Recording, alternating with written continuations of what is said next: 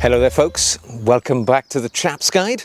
My name is Ash and I am your host on this journey through men's style, self-development and personal grooming. Now a few weeks ago I went up to London and I did a meet and greet of the new Nirvana Club, Gentlemen's Sartorial Appreciation Society up in London, and I co-hosted that with my friend Chris from the British Dapper YouTube channel. And while we were in the wonderful city of London, staying in the hotel, we took the opportunity to sit down and answer some of the many questions which we've both received from viewers to our channels. So basically we sat down in the hotel room and we just gave our own views and responses to each other's questions to hopefully give a bit of steer and direction to the people who posed those questions. So here we go. Okay, so welcome back again to our tiny hotel room in central London in the Union Jack Club, where me and Chris from the British Dapper Channel are answering the questions that you have sent in whilst we're in town to participate in a meeting of the Gentlemen's Nirvana Club tonight. Yep.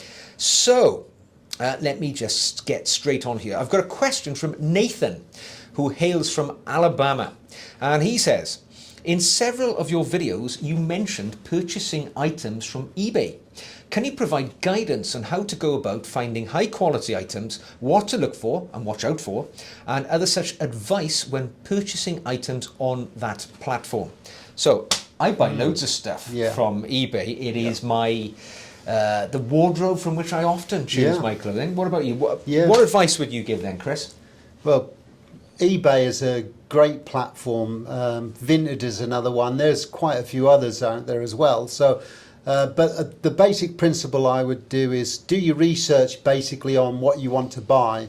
Don't just go and type in shoes and then you inadvertently buy the wrong pair of shoes, or you don't pay attention to the photographs are paramount. So if you've got blurry pictures, I wouldn't even go there. I maybe contact the seller and say, can you give us clearer pictures or something like that? Because the trouble is when you're talking about pre-worn things, if you can't zoom in on the picture enough to see what the wear is, sometimes you'll find that the stitching has gone underneath and they will need to be redone as soon as you get them or very shortly afterwards, and then it's not such a good purchase.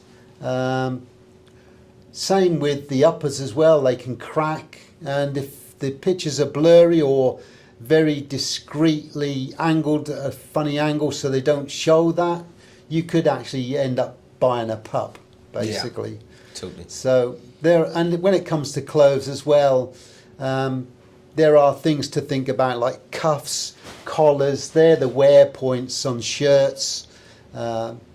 Moth holes are another thing to look out for especially when you're talking about 100% wool, things like that, jumpers, jackets, suits. There are a whole range of things that can trip you up. So it's just a case of thinking, when you're looking at these items, think about the worst case scenario and then try and eliminate that from your investigation as you go through the pictures. The write-up as well, it could be quite a comprehensive write-up, and they may well say in the write-up slight mark, or they might even say picture number 3 relates to a moth mark or something along those lines. So do your research, shop around as well. Don't just click on the first thing you see. Be quite descriptive in your when you're typing in what you're looking for. When you're searching something, be specific. Maybe, for example, if you're looking for Loke shoes, then put in Loke shoes, brogue, something along those lines. So you refine your search and potentially but still buy within your budget. So don't necessarily go for the cheapest ones, because you will obviously get things that are quite well worn. So it's that balancing your budget, how much you can afford, because even if you're going to spend £100 on a pair of shoes second hand, you can still get really good quality shoes that'll probably last you another 10 years based on the value of the purchase. Definitely. Yeah, I agree. I mean, I'm wearing a pair of shoes today that I bought from eBay. I've got a pair of Grenson shoes on, and there is probably my tip for you. Knowledge is your friend when it comes to buying from eBay. So everybody in the world will be looking for church shoes, Crockett and Jones shoes. They will attract a high premium. You will not probably get them very cheap. If you have knowledge, though, you will be aware that there are brands like Grenson, Cheney, Loke, who are providing an excellent quality product, but they're not so sought after. And the same goes for clothing. I mean, one of my favourite brands that I always chase after on eBay is Brooke Taverner. Yeah. Now, it's not a huge company. They've only got about 10, 15 stores in the UK, but they are a traditional men's tailor and they do produce a really good product when it comes to jackets, suits, clothing and shirts and the like, but they don't have a huge aftermarket following. And I often pick things up. I mean, I bought an overcoat of Brooke Taverner's for £20 earlier this season, and it would have cost hundreds and hundreds should I have bought it full price. And the reason I got it cheap is because people were not chasing after that brand. They would be chasing after, Crombie or Aquascutum, but not Brooke Taverner, because it just doesn't have the brand cachet. So knowledge is your friend. If you want to go out and buy a pair of shoes or an overcoat, invest your time in finding out what you want and don't get drawn into that auction thing. Set yourself a price. If you want to pay no more than 25, put 25 initially, right? Don't be drawn into bidding up. You put that 25 in at the get-go, and that way you're not going to get sucked into a destructive auction where you'll end up paying 50 because you get into a bidding war. That would be my advice. And also from Nathan, he has said here, what are your thoughts regarding smartwatches? I enjoy traditional watches. I also benefit from the health features of a smartwatch. So can a smartwatch fit into the sartorial style of a chap? Well, we're both sitting here wearing normal watches, so we've kind of evidenced that, but what are your thoughts? Well, I suppose I personally don't think smartwatches go with that sartorial look. I think it's a very, very casual look. A smartwatch tends to, in my mind, I relate it to somebody who's keeping fit, monitoring their health, using it for that type of thing. I don't really see how that goes with wearing a suit or wearing a wool coat or shoes. That sort of look is probably more going to be a case of a dress watch. It does really enhance the overall look.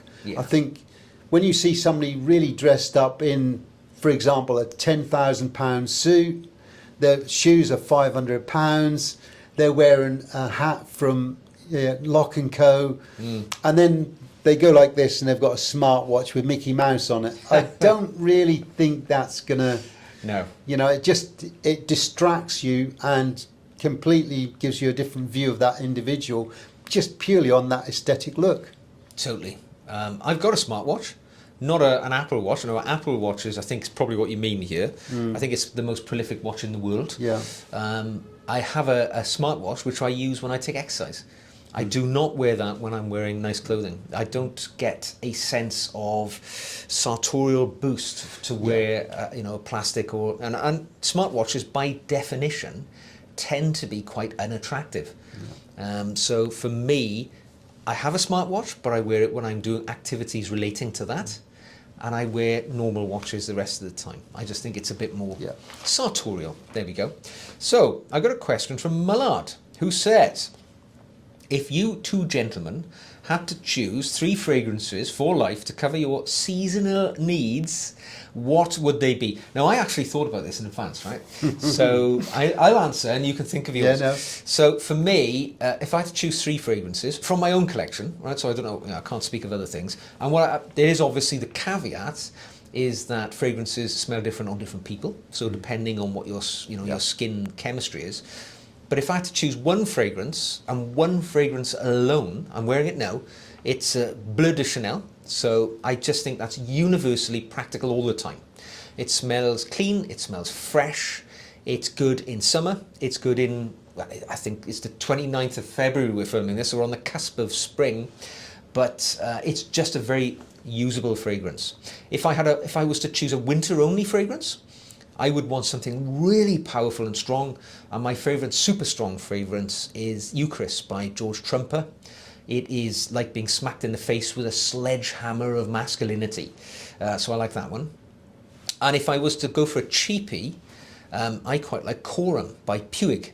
It's like £12 a bottle. It's really strong. It's a throwback to the 80s, quite leathery and tobacco oriented, and for the money I think you can't do wrong with Puig Coram. Have you got any favourites that you like, Chris? Yeah, Flores 89 yeah. and Flores 127, isn't it? I think. Yeah. Yeah. Number special 127. Yeah, special. Winston Churchill's favourite. Yes. Yeah. So they're two that I like, but when it comes to maybe more stronger fragrances, Yves Saint Laurent Y is quite a strong one for me, and I've used the extreme one, so that's quite a strong smell. But again, each to their own. I mean, to limit somebody to 3 is quite cruel, really, because depending on the situation, I mean, I've used Flores Elite, which is another one. That's a very nice light. Green, almost green fragrance, lemony flavour smell to it. So yeah, it depends on the situation as well, I think. Totally. Funny you mentioned Flores. I was in Flores yesterday, and they've just brought out a new fragrance called Wild, as in Oscar Wilde, and they're really kicking, kicking the back end out of it at the moment. The window is all decorated with books, from the Oscar Wilde era, and it's an interesting fragrance. I went in, I sprayed some of it on myself, and then I went back later in the day and tried it again, and yeah, they've done something pretty good with that one. Although at £180 a bottle, I am not going to be a customer anytime soon, but it is a really nice one. So if your florist is a very attractive brand, I think. Here we go. Right, so I've got a question here from Mittal, who says, I am a 40-year-old gent, new to the sartorial world, and have been following your channel for a while and have learned a tremendous amount from it. I have a question regarding cuffed shirts. I've got about 5 shirts that have cuffs, and I'm not sure around the rules of wearing them. Can you wear cuffed shirts with trousers and no jacket? Australia, where I live, is quite hot, and jackets are not always easy to wear in 40 degrees. Can cuffed shirts be worn with jeans, perhaps with a sports jacket? Do you have to wear a tie if you're wearing a cuffed shirt as a rule, or wear them without them? What do you think? I think when he means cuffs, he's meaning French cuffs. Yes, I think that's what he means, yeah. Well, I'm sort of... I do wear a French cuff. I love a French cuff, or what you call a double cuff. I think they're great for that formal look, but I do like to mix and match in a way. So I have worn them with a tweed jacket and a pair of jeans, open neck shirt, pocket square, and I think that's a great look. Yeah, you could wear a barrel cuff, but then you miss the opportunity of using for a cufflink, for example. Cufflinks are another little accessory I think really enhances a person's look. But it does come down to personal choice. If you're going to wear something more formal, like a suit, then I think a French cuff shirt is probably the best way to go. It heightens that look, it gives you that cufflink. It does really give you a great aesthetic for wearing a suit in the most formal of settings. And in between that, well, maybe you might want to wear a barrel cuff shirt with a suit, or if you're going to be wearing no jacket at all because of the climate, then maybe that would dictate more along the lines of a barrel cuff, I would suggest. Yeah. But at the end of the day, when we talk about sartorialism, there are these so-called rules, but you can go outside that rule. Nowadays, people wear these clothes and we wear suits because we want to, not because we have to, but because we like that. So I would always encourage somebody, to wear a shirt rather than a t-shirt. So in that sense, personally, I'd rather see somebody wearing a barrel cuff shirt, even if it's a little bit out of context, rather than not wear one. So that's my personal view. Absolutely. I mean, I think I agree. For me, I'm wearing a French cuff shirt now, and largely I would say they are obviously formal. I mean, the most formal shirt a man will wear, a dress shirt, a dinner shirt, is a French cuff by definition. So that tells us that the French cuff its leaning is towards the most formal, and I get that. It allows us the opportunity to wear a cufflink. It's a nice accessory to add a little flash of personality to your outfit. If I was living in a hot country, though, I think my option or my preference would be a barrel cuff, simply because it gives you the option of rolling the sleeve. Whereas a French cuff, you can roll the sleeve, but it's going to be a clumpy old thing because you've got that extra thickness of material. So if I've been to Australia, I know just how hot it is there. I would think majority of my wardrobe would be a barrel cuff option with just a few French cuff shirts for special occasions. When you say here about wearing a French cuff shirt with jeans, I would say that's not really, it's a little incongruous. Would you wear the most formal of something with the most informal of something? Yeah. If you want to make a sartorial statement, if that's your desire, but if you're trying to fit in and look sartorially sort of timeless, I would say probably not. Barrel. Probably not. Okay, so one more, is it? Let's do one more. And let's do an easy one here. From Wolves Prince, what are your hobbies? They want to find out more about us. Right, well, let's see. Well, besides making these videos and doing the research for them, I had 3 motorbikes. I've now got 2. So I do like to get on them when I can. I used to be a keen mountaineer and back in the day. So I still try. The last time I went was about 4 years ago, North Wales mountaineering. Nice. Where'd you go? I went to Snowdon area, nice. Trefan. I used to run over the Snowdon Horseshoe. Wow. Now I'm lucky if I can walk over it. But so I do like my mountaineering, and which is not just walking; it is actually climbing. And I do. Historically, I've done quite a lot of solo climbing as well. So. So that's my background, that's my passion, if you like. Although physically now, at my age, now coming up to 63, so I do have to take it a bit easy now, and I'm so prone to injury now. That's one of those things that you do get when you get older in age. But yeah, so I compensate by going out on the motorbike and hope I don't get knocked off. That's pretty good. Yeah. I'm not as adventurous, I have to say. I mean, I do love the outdoors, so for me a little bit of bushcraft is something I really enjoy.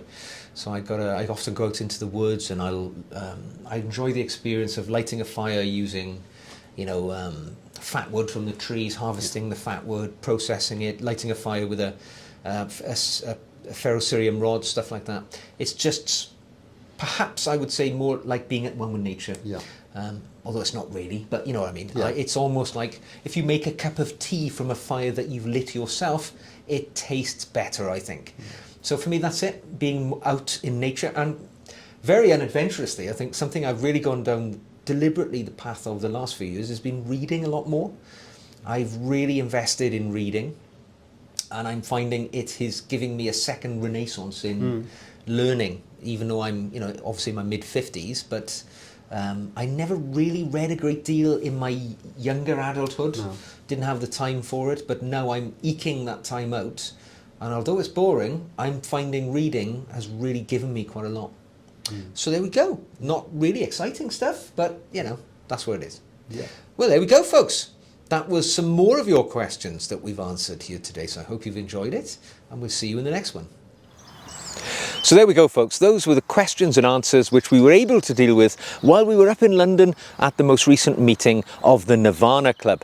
Now, if you'd like to throw a question in, which I will answer on my own channel, or maybe share with Chris and do another one of those Q&As the next time we meet, feel free, drop me an email or just drop it into the comments of this video and I will do my best to make sure that gets answered.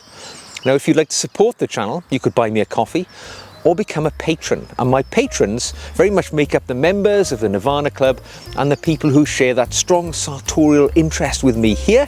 I make additional video content for those people on my Patreon channel, the link to which you will find in the show notes below this video. So until the next time, take care, and I will see you again very soon.